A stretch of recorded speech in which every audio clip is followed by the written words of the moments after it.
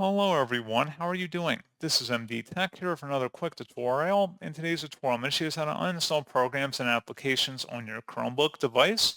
So this should hopefully be a pretty straightforward process here, guys. And without further ado, let's go ahead and jump straight into it.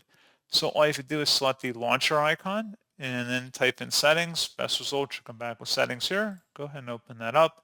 Select the apps button on the left panel.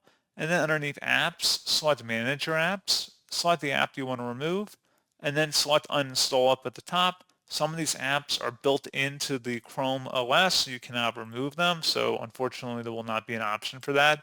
But a number of them, you should have an uninstall button up here at the top, and that's all you have to do. So pretty straightforward process, guys. And as always, thank you for watching. I do hope that was able to help you out, and I do look forward to catching you all in the next tutorial. Goodbye.